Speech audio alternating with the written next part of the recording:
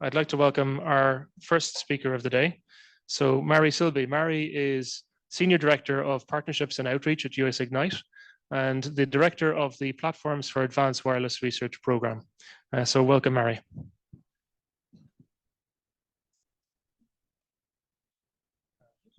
The clicker and that's forward back. Great, perfect.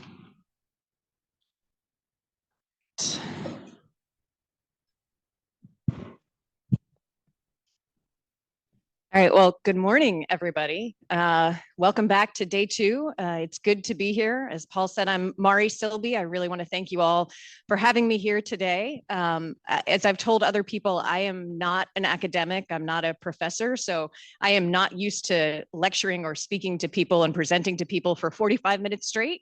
So this is kind of a muscle that I have not exercised before. So forgive me, I have also put notes there, which I may need in case I lose my train of thought, which does happen. So please forgive me in advance. I wanted to give just a very quick couple of pieces of context on me before moving into the actual presentation. I had a very long and winding route into telecom, which I suspect most people do. I don't suspect that most people are growing up thinking, gosh, I really want to be in telecom. And maybe they will in the future, which is great. But I had a number of different jobs. And one of the things I did many, many moons ago was I reviewed gadgets. I was a gadget reviewer. I reviewed consumer technology. And so yesterday, somebody mentioned, I think it was Roger from Google, mentioned the thing about being excited about one of his earlier papers getting mentioned in some of the mainstream press, including Engadget. And I was just tickled because because I remember meeting Peter Roja, who was the founder of Engadget and Gizmodo and others many, many years ago when he was a 20-something nothing. And he was just a guy who was excited about gadgets and liked to write about them. So the fact that somebody this many years later brings it up in reference to the fact that they covered something in open source is kind of cool. So that was one thing. And then even more sort of greater relevance, I spent a long time in the cable industry before switching over to sort of mainstream telecom and wireless. And so I watched a number of the things happen in the cable industry that have also happened and are continuing to happen in telecom. We have seen the disaggregation of networks, we've seen virtualization, we've seen things push more into software, and we've seen the push towards open networks and open interfaces. I have to ask a question of the group. Has anybody here, raise your hand if you've heard of the Open Cable Application Platform, or OCAP? One person, one person in the back. So a little bit of a cautionary tale, and I have great hopes and great optimism for Open RAN. But the cable industry tried at one point to create something called OCAP, this Open Cable Application Platform, to open up the software that was delivered to your cable set tops. So the boxes that you had in your home back before streaming, that delivered your television and that also gave you a program guide and supposedly did all these other great things that nobody else thought was actually really great. So the cable operators and others wanted to open this up because they didn't want to be dependent on the same two vendors that they were used to being dependent on. So they created this Open Cable Application Platform. It was hyped at all the conferences.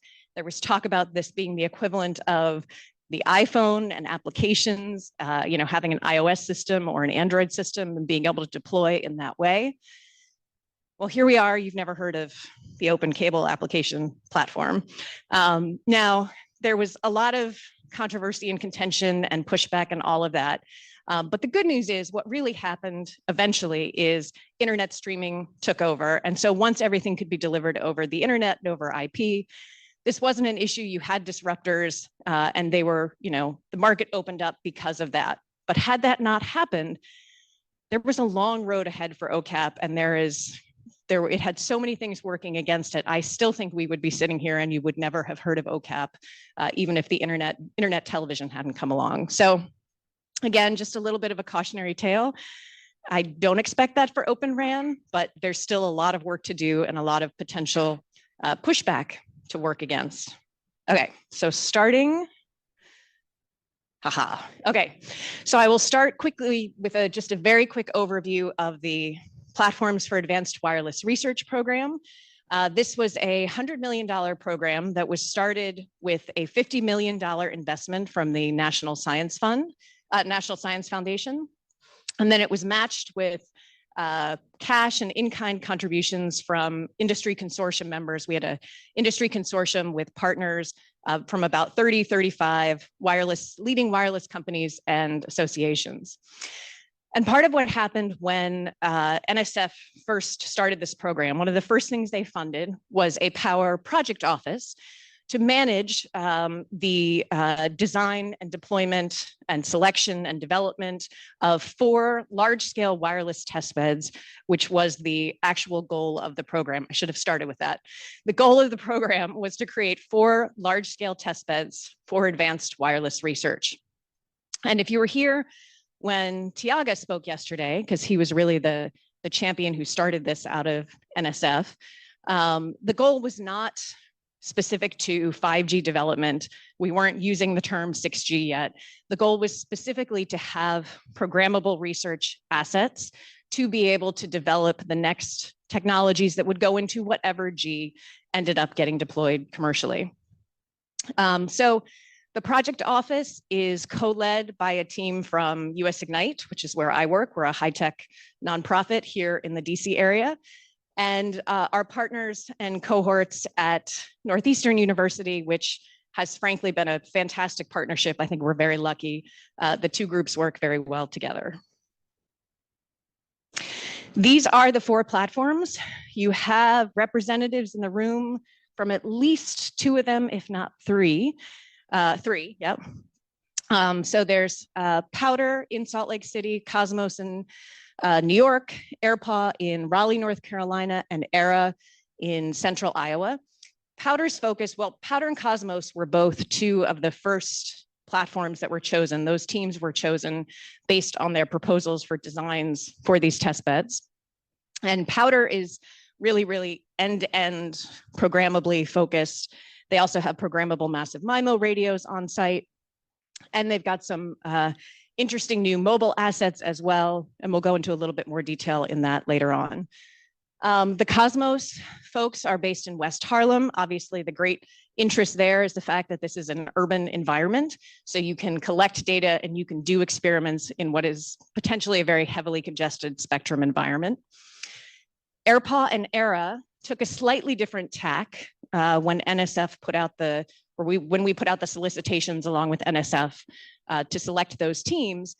The focus was not only on the network research, but also on being able to focus on a particular application area that would show the benefits of that network technology. So still programmable networks, although also supporting some commercial network equipment as well for some of the application experiments that run there. AirPaw obviously is our drone platform. So this is wireless unmanned aerial vehicles, ground to ground communications, ground to air, air to ground. And then ERA is focused on rural broadband connectivity as well as precision agriculture applications. And Hongwei is here. He's the PI for the ERA platform. And I just want to say this platform just launched in early September, so about 6 weeks ago. And most network demonstrations are command line prompts. They are not super sexy they're not very visual, we'll put it that way. So there were certainly demos to be done and tutorials to be done along those lines, but we also had some sexier demos, quite frankly, out in the agricultural fields where we showed, the teams showed how the 5G network that's deployed at ERA could be used to remotely control. In this case, it was phenobots, these robots that traveled between corn stalks and took a number of sensor measurements. So that was a lot of fun and more exciting to watch than a command line prompt.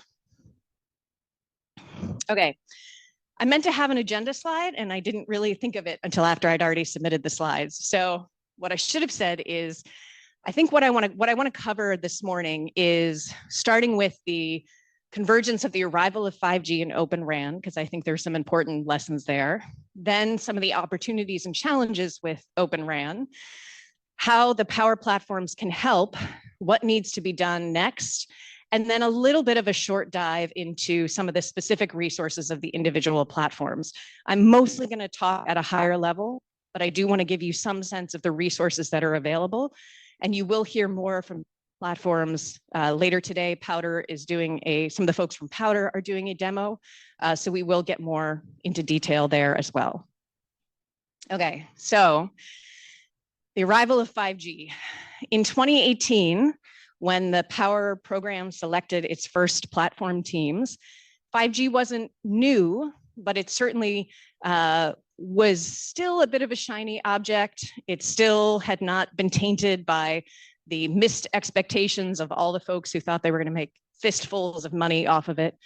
And Open RAN was not a buzzword yet. The idea was certainly there, but it was not a buzzword yet. And it was certainly not a focus for the federal government in terms of trying to use it to open up the national supply chain. Okay, so this is probably familiar to you, the big triangle graphic that's circa, I think, 2015 around the standards for 5G. And there were three main pillars: the enhanced mobile broadband, the ultra reliable low latency, and the massive machine type communications. These are the three things that went into the standard as it was developed and meant to be deployed. But of course, there's a difference between what goes into a standard and what actually gets deployed. And what we discovered is that you need business models to make all of these things work in practice. So, you know, one of the big frustrations with 5G is that it hasn't felt very much different from 4G. Well, part of the reason for that, of course, is because the mobile operators have figured out just how profitable it is to sell cell phone subscriptions. So everything they do is still geared around cell phone subscriptions and not towards enabling some of these other applications that would make use of other portions of this triangle. So we have some things that have not gone according to plan.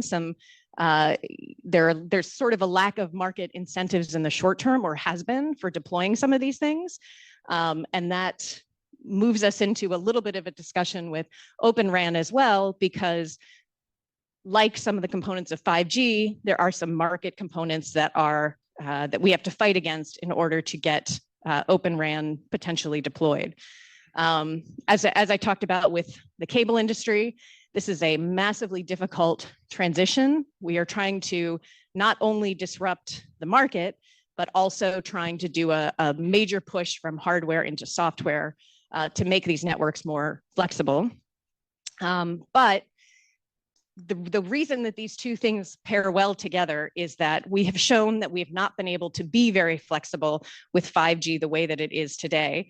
And frankly, given that the global world really standardized on something for 5G, it becomes difficult to have incentives to develop anything that isn't going to go to a carrier that isn't going to sell a mobile subscription.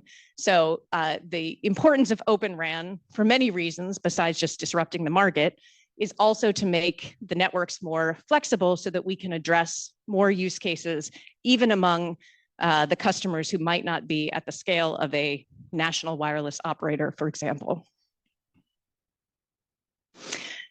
Okay, I also want to take just a minute to talk about the difference between sort of the commercial market and the federal market. And I know we have folks in here from industry as well as from government and of course academia. Because the global world has really standardized on 5G, again, the market and the goal of the equipment makers and the software developers is to deploy where the money is. And where the money is the major wireless carriers with the extremely large footprints. So the federal network users are suddenly having to compete from a development standard with another sphere that actually has a lot more incentive behind it for people to do the research and development work that needs to be done. Now, it used to be that the federal networks and the industry networks were incredibly siloed. So they used different spectrum bands, they had different requirements for their equipment.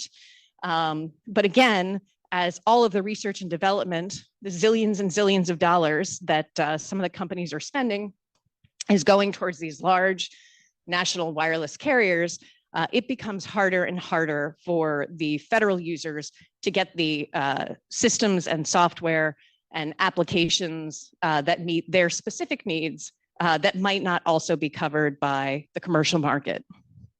Now, the pictures on here, the first two are really just stock photos, but the second one is interesting. It's from a demo day that our organization, US Ignite, helped facilitate, which was at Marine Corps Air Station Miramar in San Diego. Yes, where Top Gun was filmed. And you can see they're showing tethered drones for use with no backhaul. So essentially, short temporary setup networks that could be used in different environments for the warfighter. But the point of this, and the reason I'm showing this, is the whole purpose of the demo day was to show what could be done on a commercial 5G network, because the DoD in particular is looking at dual use cases and ways that they can make use of the R&D that's already going into 5G in the commercial market. So there's a lot of interest there, but again, there's going to be needs that the commercial market R&D is not going to meet. Okay. So opportunities for Open RAN, and specifically as they relate to the PAWR testbeds. In the short term, there are two things that Open RAN is supposed to enable. One is new commercial suppliers, particularly as we're looking at that front haul interface and potentially having new open radio unit vendors. And then the second thing, and the longer term thing, are the functional innovations that will come from having a more software driven network, open interfaces that enable application development or network function development across to enable that for a larger group of experimenters. Now, from a PAWR perspective, from the platform's perspective, they can support both of these things. And I will say in the short term, the lab as a service capabilities that are necessary to do the very functional conformance testing and the interoperability testing and those types of things that will need to be done to bring some of the new suppliers' commercial products to market. That is one thing that the PAWR platforms can help with. So several of them have been designated as open test and integration centers by the O-RAN Alliance, which means they are essentially approved or verified for doing some of that O-RAN testing. And I'll talk more about that in a second. But then the second place is really on the software side, which is where we expect to see a lot of the network function innovation. And this is where I really think that the PAWR platforms are going to be incredibly valuable because of things like the open source software stacks and some of the tools and frameworks that exist. These can be used at the PAWR platforms to start to do some of this development work and to make it accessible to more innovators and more software developers that previously could not access these stacks, could not access an end-to-end physical network environment to be able to deploy and see how these things would perform. So we talk about the RAN intelligent controller, for example, the fact that that has an open source implementation that has been implemented at multiple PAWR platforms. And that is going to be a thing, we still don't know where the RIC is going to go in the commercial market, but at least in the short term, that provides a sandbox or an opportunity for people to start developing network functions and then literally see how they play out in a real world environment. So that is one of the big advantages of the PAWR platforms. You're not just talking about a lab, you are actually talking about an outdoor network footprint that you would not be able to play with from a commercial standpoint. So the combination of having, again, both the platforms or test beds, as well as these open source tools and frameworks is an incredibly powerful combination. And I said I would talk briefly about the platforms as OTICs, Open Test and Integration Centers. If you were here for Tiaga's presentation yesterday, he had a slide that definitely still needed to be updated because right now, 3 of the 4 primary PAWR platforms are already designated as ODIX, PAWR, Cosmos, and ERA, as well as Northeastern University, which is hosting the Coliseum major massive RF emulator, which I haven't talked about, but I will. It's also associated with the PAWR program. So all of these are already designated as ODIX, and we had, I think, 1 before the beginning of this year, and now we have a good handful, 6 or 7 or so, of which the PAWR platforms are 4 of them, as is Virginia Tech. I will give a shout out here to Aloisio and his team. So as ODIX, again, the platforms will start to offer some of these test and evaluation and conformance testing activities that need to be supported to be able to give operators the trust and confidence to be able to deploy some of these things in their actual commercial networks.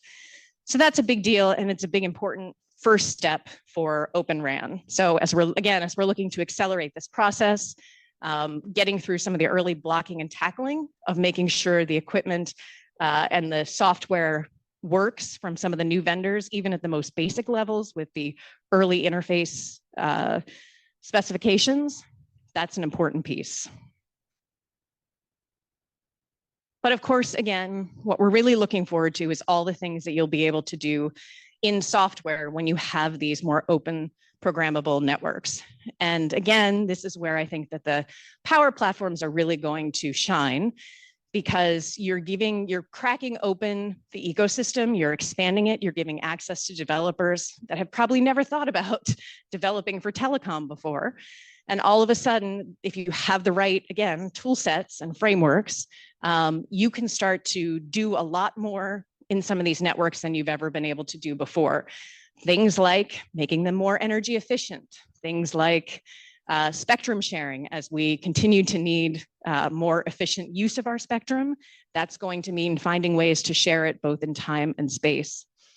And then also network slicing so that we can do different configurations of the network based on what the applications on top of them are, what the requirements are there, be it security, be it reliability or resiliency, whatever it is, being able to slice the networks and use them with different configurations is going to be important and easier to implement with something like Open RAN, where you are opening up the ecosystem so more people can develop those functions.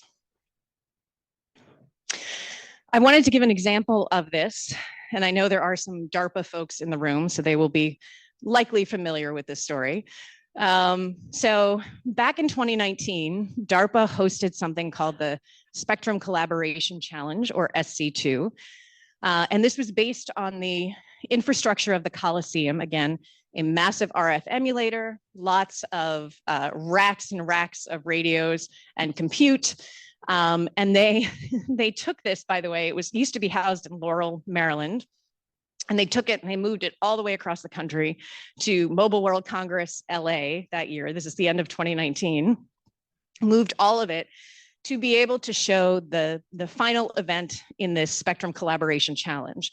And what they were trying to do was to show, they brought in a number of teams, a number of contestants to try out their AI and ML engines for doing dynamic allocations of spectrum and monitoring against spectrum interference and being able to get sort of the best performance in a potentially hostile environment. And it was very impressive. They had a whole visual display. It looked almost like a video game where they showed how these different teams were performing in different scenarios and how much they were able to access and how efficiently they were able to access spectrum in a contested environment. Well, the competition ended at the end of 2019. Again, this was good timing given the pandemic. And then the PAWR program actually inherited the entire Coliseum infrastructure. And it is now hosted, if you are not familiar, it is hosted at Northeastern University up in the Boston area. Again, there's a video on this. They took down the entire infrastructure out in LA. Once again, dismantled it. So 2 weeks earlier, they'd taken it over. Then they dismantled it again, brought it back to the East Coast, and reassembled it in Boston, which was an expensive and difficult endeavor. But regardless, it became a resource within the PAWR program. And the reason this is so valuable is because you can do experiments, containerized experiments in emulation first in the Coliseum, using the Coliseum infrastructure, and then port those experiments to a real world test bed in one of the PAWR platforms. So in this case, DARPA and NSF came together at the end of the SC2 and agreed to DARPA agreed to fund one of the finalists, this startup called Xylenium, to continue the work on their AI ML engine, continue the development, and also prepare for a demonstration that would show sort of a large government and DoD audience what could be done with this in a real world environment. So Xylenium came to the PAWR program. They continued to develop on Coliseum, but then they also developed over the air and demonstrated over the air using the PAWR platform in Salt Lake City. So what you're seeing here is from the final demonstration that I saw, which was in 2022. I know they've continued to work since then, but in 2022, they did a live demonstration that showed in the PAWR testbed how if you had contested spectrum in a 5G band between 5G users and IoT users, how their engine could then sense and understand what the requests were from those different types of users, and then also prioritize the 5G use over the IoT use. So essentially, when spectrum became congested, being able to show that spectrum could be dynamically allocated to the 5G user that had the much more stringent requirements, dialed down for the IoT users, until the spectrum cleared again. And that made the same spectrum band available for more use cases. So this is still my favorite story. I still would like to see more collaboration between some of the government agencies, particularly the DoD and DARPA and others, to bring some of these, to set up requirements for showing some of this experimentation in actual real world environments, because it is a major difference between when you're developing and demoing in a lab and when you're doing it in an actual over-the-air radio environment where you have just unbelievable number of variables and potential interference to contend with. Okay, so before I get into the specific PAWR platforms, I did want to mention one other activity that I participated in not too long ago. So the National Spectrum Consortium, if you're not aware, is an organization, and one of the things they do is have a contract. They hold a contract with the DoD where the DoD can put money through, and it will go for specific projects, and then it will go out to solicitation or out to bid to all the members of the NSC, who can then, put their proposals or submissions forth and then be selected to deploy their testing or their prototyping for the government agency sponsoring the project. So the DoD asked the NSC to go figure out what needed to be done to accelerate Open RAN, and specifically what testing and evaluation resources might exist already in the US and where the gaps also still existed. So I had the great fortune to lead the working group that had to go map out the test beds and labs that exist in the US for doing Open RAN testing and development. And then again, figuring out where some of the gaps are or where we need further investment still going forward. When we started this, I was shocked that there was not a catalog already of these components or what was available. But two things prevented that. One, the fact that a number of the requirements are still not in detail defined. And two, the fact that a lot of these resources are actually locked up in government labs and in private labs and are not being widely advertised. So until we went knocking on doors, it was hard to know what actually existed out there. Now, of course, what we found from a testing perspective is there's a lot of commercial equipment that you need. So you need to be able to test against existing solutions in the market. You also need network testing equipment, which, by the way, is not cheap. And then, of course, you also, in addition to the commercial components, you need all of the open source components as well.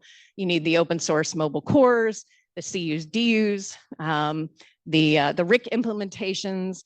You need emulation capabilities. You need support for over-the-air network testing in a range of frequency bands, which also gets us into spectrum issues, which I'm not going to spend a great deal of time on, but that is a major concern and a major issue for ongoing research and development. So that's what we found was needed. In addition to, of course, some of the very basics like physical space, expert personnel, operational processes to enable new innovators to come on board and understand how to use some of these systems and then experiment on top of that. So a lot of things that were still needed, that are still needed. And if you're interested in these reports, you can go to the NSC site, the NSC website, not the national security one, the other one, National Spectrum Consortium. And this is just open, anybody can access the reports. Among other things, there's also a detailed profile of about 20 different labs and test beds across the country and the resources that they have. So it's about 6 months old at this point, I think. So I'm sure that things have progressed since then, but it's still a good reference point. Okay, now I'm going to go back to talking about PAWR specifically. And to start, I will just say that the things that across all of the platforms that are offered are incredibly expensive deployments of software-defined radios, a fair number of COTS UEs. A lot of the platforms are now playing with COTS UEs more, in particular because you can do a lot in the CUDU at this point in software that doesn't require you to have the programmability all the way down to the waveform, which means that COTS UEs give you some of the robustness of a more commercial network, but you still have a great deal of flexibility. Network testing equipment, again, very expensive. The Keysights and Viavis of the world, which have done a great job, are going to make a lot of money as there needs to be more testing of some of these systems. And then things, again, like power, connectivity, edge compute, and spectrum, again, which I could spend a long time on, but I'm not going to do today. And then experiment profiles, I do want to mention, because this is, again, having these frameworks and the ability to start doing testing and innovation and research on these platforms. If you don't have a starting point, it's very difficult, particularly for somebody new to come in and start working with these systems. So the experiment profiles, and I'll talk a little bit more in detail about that, particularly with PAWR, are a useful starting point for experimenters coming to the platforms where there is an initial sort of setup with particular software and hardware that you can then work on top of. So you can instantiate a particular environment and then develop on top of that. All right, first up is PAWR. They were one of our first platforms to be selected and deployed. And they have a number of resources. There are some indoor resources, a paired radio workbench environment, an indoor over-the-air lab. And then they have a couple of deployments, a couple of different network deployments outdoors as well. They started with a deployment of 8 base stations, software-defined radio base stations on rooftops, and then 8 to 10 additional fixed units that are actually on the sides of buildings, but meant to act like UEs. So they're still SDRs, but meant to act like UEs. Some COTS UEs as well. And this has been live since 2019 or 2020. When it was first used, it was used with a particular spectrum band, and they had actually created RF front ends that worked with that particular spectrum band. They had users up and running. And then we lost access to that spectrum band, which was a whole traumatic world that some of the PAWR folks that are here today can discuss in more detail later. So this platform or this infrastructure is still up there today and is still being used for a variety of things, but it doesn't really have the link budget to support 5G level experimentation. Now, what the PAWR team did is they came back and they deployed an additional sort of dense deployment, they call it, which is 6 densely clustered nodes, 5 on street poles and one more on a rooftop. And then they created new custom RF front ends. These are ones that will, they're actually able to customize a little bit more easily depending on what spectrum band is in use. But the ones that they have deployed today are specifically for using with the CBRS spectrum band, because that's not going to be snatched away from us. And these 6 nodes are all now up and operational as of about January, and also running with mobile assets that are on campus shuttles or buses that are transporting through that dense deployment. So we're very excited. As mentioned yesterday, the handover capability is coming to SRS. As of right now, you can test, for example, with 5G open source stacks with these mobile units. But what happens is a bus shows up or a shuttle shows up, it attaches to the radio, and then eventually the shuttle moves on. It has to detach and then reattach when it gets near another node. So the ability to have the handover piece will be a significant component for the mobility research. I also said I would mention, again, the experiment profiles with PAWR in particular, because they've done a significant amount of work building up this library of profiles that marry different software resources with specific hardware resources. So again, if you're a student or if you're new to the platform, or even if you're more advanced but are trying to do things at a different layer, you can come in and instantiate a particular network environment and then go work and run your experimentation on top of that. So one of the great advantages of PAWR is it's literally programmable down to the bare metal. But if you throw open the doors and say, great, come use it, everybody's like, well, if I can do everything, then where is it that I start? And also it's a lot of work to build from the ground up. And most people want to build at a higher level than that. All right, Cosmos, again, is in New York City. It's particularly interesting because of the urban environment. They have a focus on particularly experimentation in millimeter wave bands. They've also done a lot with programmable optical backhaul. There's a new paper they have that just came out that was published that shows how you can connect up to how they demonstrated how you could connect up to the outdoor network with programmable backhaul, given some of the equipment they have indoors. And their outdoor deployment is smaller. It is 1 large and 2 medium nodes at Columbia University, but they are connected up via a dark fiber link to another large node and 2 medium nodes at City College of New York. And again, this leads to a lot of potential opportunity for experimentation in an urban environment, trying to understand what the RF environment looks like in such a congested space.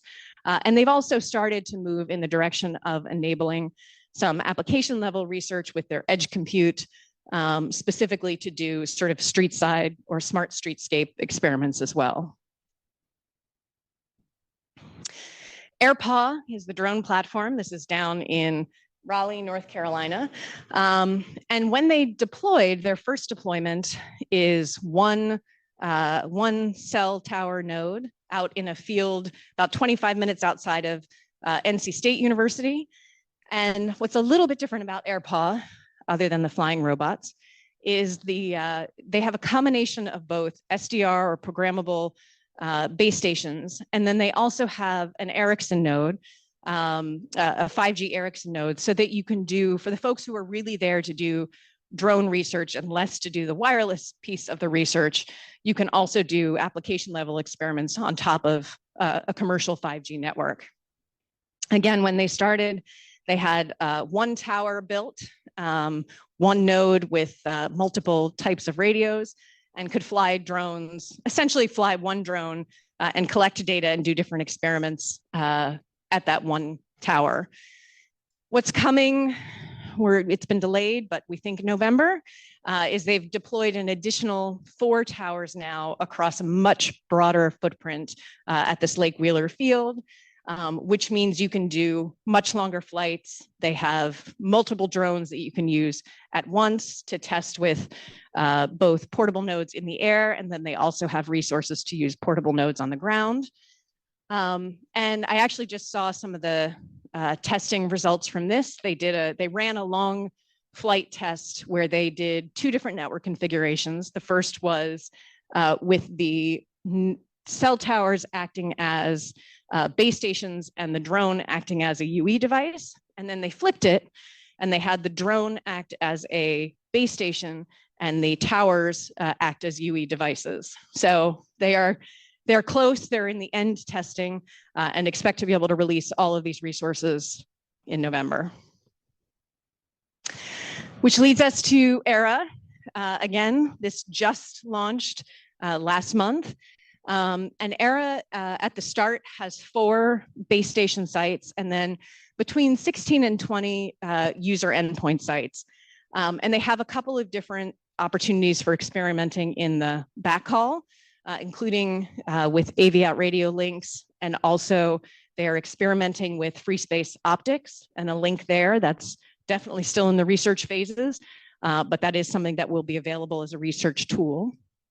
And then in the RAN, they are supporting both software-defined radios, USRPs, and they have Skylark radios deployed that are for experimentation in TV white spaces. And then in addition, they also have a deployment of actually 4 Ericsson nodes, 5G standalone network nodes for, again, doing some of the application level research on a commercial 5G network footprint.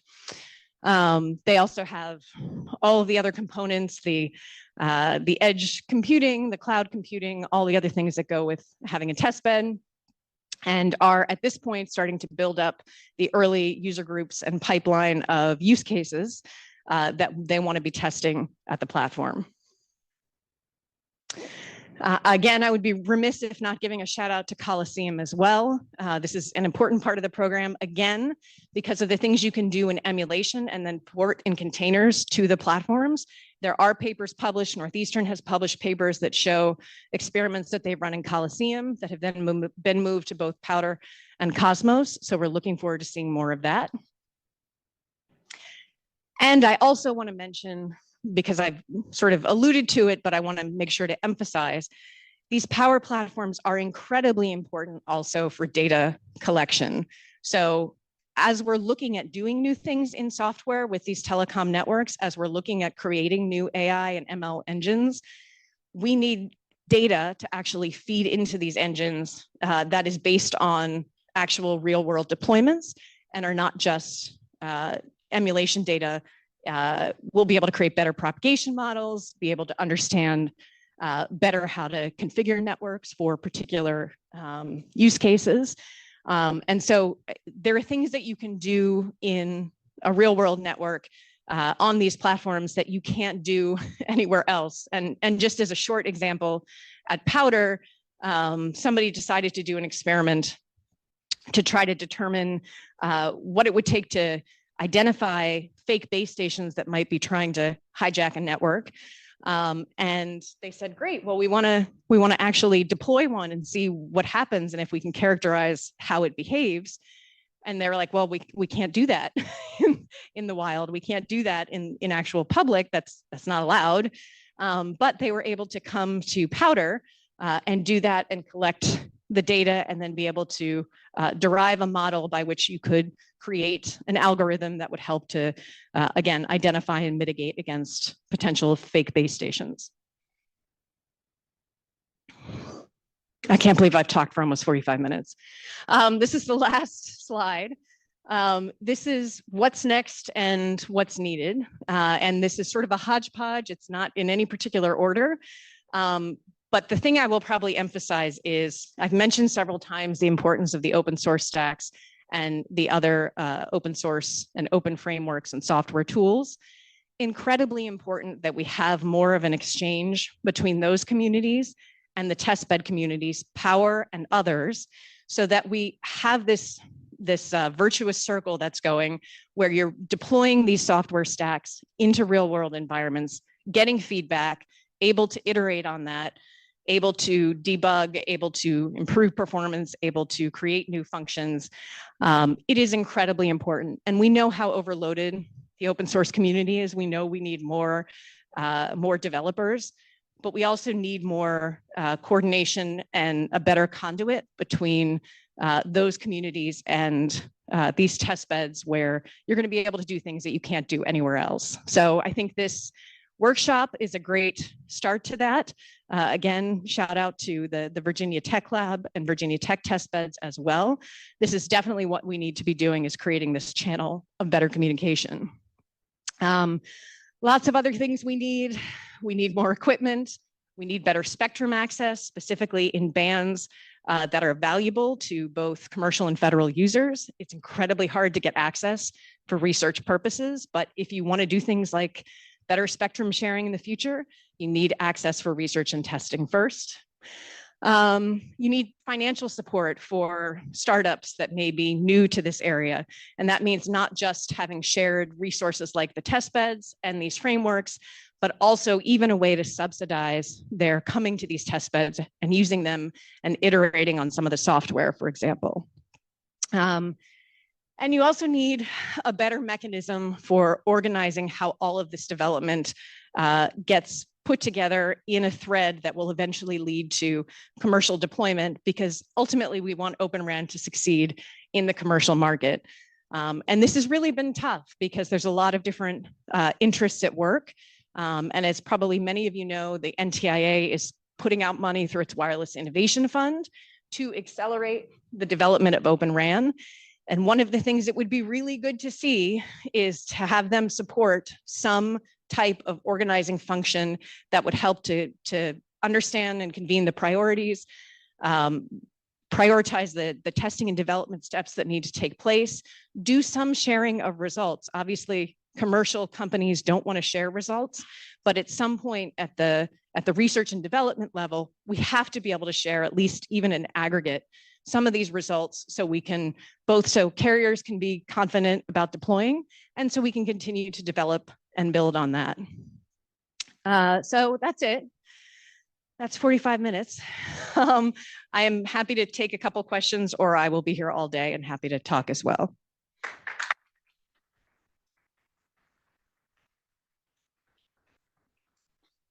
Thanks, Mary. That was fantastic. So we have time for one or two questions. Okay. So can you go back one page before? Actually, your slide was including my attack called SIGOver. And yeah, that's SIGOver, right? Oh, fantastic. So yeah, I'm very happy to see that SIGOver is cited in your presentation. But so my question is actually, so we've been doing a lot of attacks and using against the SRS platform, sometimes MRA, or sometimes to the commercial testbed, or sometimes with the government allowance, we were able to test on the actually commercial. But our experience is that actually the behavior is actually quite different than what. Sometimes it works on SRS, but not on the actual commercial, or sometimes the text work in commercial and sometimes it's not.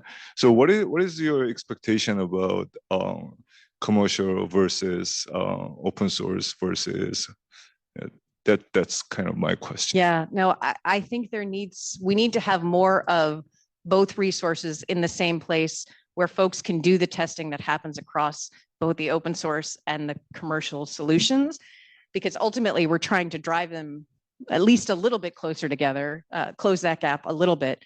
But part of the issue is really, again, having the resources, having the commercial equipment is expensive, maintaining the open source implementations is labor intensive. And so really continuing the investment so that at least in some places, you can go and be able to test against both and share those results so we can understand how it needs to be developed further. Super. One more question.